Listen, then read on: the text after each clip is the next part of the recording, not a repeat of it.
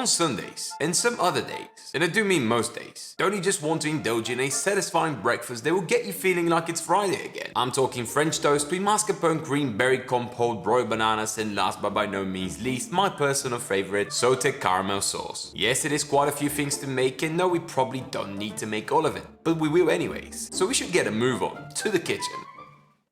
We're starting with the mascarpone cream. To a bowl we're adding 250 grams of cold heavy cream and 50 grams of icing sugar. Running the sugar through a sieve will remove any clumps and you want everything smooth. And since we're about to consume the daily calories of a small country, I say we put in a bit of elbow grease and whip this fella by hand. If you're like me and you struggle with being present in the moment, whipping cream by hand will quickly remind you to appreciate all the other things in life you could be doing instead. But since we're already here, medium to stiff peaks is what we're aiming for.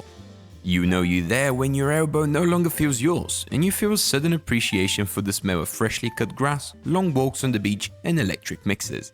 All joking aside, when we've reached a kinda stiff peak, we're adding about 150 grams of room temp mascarpone and the zest of 1 lime. Using a spatula, we'll gently fold in the mascarpone into the whipped cream. We want to keep some of the air we beat into the cream so that the end result is an airy yet rich cream. Move this to a fitting container and transfer to the fridge so that it can set nicely. And while you're there, grab yourself 250 grams of mixed frozen berries because we're making a berry compote next. These are going into a small saucepan along with the juice of the lime we just zested and 2 tablespoons of caster sugar. We're gonna cook these over low, gentle heat while stirring every once in a while so that nothing sticks to the bottom. In about 15 minutes, the berries will have thickened nicely and give off a syrupy shine. At this stage, we want to take them off the heat and let them cool down while we move our attention to my personal favorite part of the equation, sauteed caramel sauce. This stuff is so addictive that it should be illegal. About 100 grams of unsalted butter go into a medium saucepan that will melt over low-medium heat so that it doesn't burn. Perhaps medium heat would have been fine, but either way, once it's finally melted, around 150 grams of white sugar go in. At this stage we can turn the heat to a medium-high and safely stir everything together until it gradually begins to boil. Stirring is no longer advised after this stage as it can cause the sugar to crystallize, but we can gently tilt the pan to promote even cooking. You will slowly see the sugar on the bottom layer start to turn a lovely brown. Once we've reached a deep golden color, we're taking the heat down to low and gently adding in 125 ml of room temp heavy cream. This will cause all sorts of delicious hissing and spitting, but we want to stir in the cream so that it melts and absorbs the rich caramel.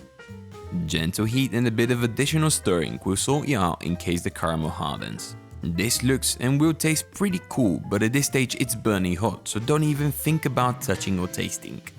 We'll transfer to a heat-proof container where we're letting this molten caramel lava cool down and we can season it with salt to our liking. Now that this is no longer blazing hot, we can actually taste it and add more salt if there's room for it. Tasting a small batch with additional salt helps with decision making before ruining the whole order. Next up, caramelized broiled bananas, so broilers on preheat on high temp. We're peeling open 2 ripe bananas and halving them down the length.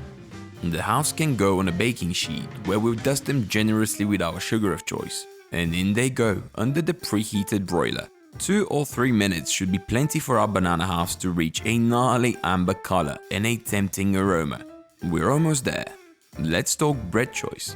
This is actually my first time making this stuff, but the internet says that a thick brioche or a sandwich bread slice should be ideal for French toast.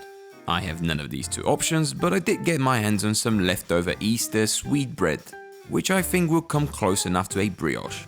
We'll be thoroughly dipping our bread slices in custard, so we want something that can both withstand the dip without getting destroyed, but also something that will hold on to some of the silky custard. In short, we want to cut out a few thick boys, with both sides exposed. This stuff is already delicious, but I have a feeling it's about to go to another level. We'll need a shallow bowl that can fit the bread. Just need to make a custardy batter for our toast to skinny dip in. Let's start with a couple of large eggs. Always a great opportunity to practice your one-handed egg cracks. That sounds weird. Quick whisk to get everything going, and we're coming behind with 100 ml each of heavy cream and home milk. along with 2 or 3 tablespoons of sugar. I was feeling Christmassy, so I thought it'd be a good idea to add some freshly ground nutmeg. Another quick whisk to get everything acquainted and smooth going, and we're looking good. I'm placing a large non-stick frying pan over medium heat and adding a touch of brown butter. Next comes a quick but thorough 2-sided dunk in the custard that is followed by a few seconds of mid-air action to release any excess batter. I mean custard, whatever this is. Off this goes into the pan, followed by its partner in crime. We're letting these turn a lovely golden brown on the bottom, which should take no more than 3 to 4 minutes depending on the heat and our flipping schedule. Let the top, now bottom, side crisp up as well, and these can go out of the pan so that we can repeat with the remaining 2 slices. Same thing, dunk, hang, toast, and the moment of truth is upon us. To plate up, we're starting with a couple of slices of improvised Easter brioche toast and coming behind with the broiled bananas. A rich helping of the mascarpone cream, a generous spoonful or 2 of the berry compote, and we're coming behind with a metric ton of sauteed caramel sauce. Lastly, since we're just shy of 10,000 calories, we're dusting these with a bit of icing sugar. And there you have it. This gets my heart racing, and not just because of all of the sugar. It's definitely worth a Sunday brunch that will get you feeling like it's Friday again.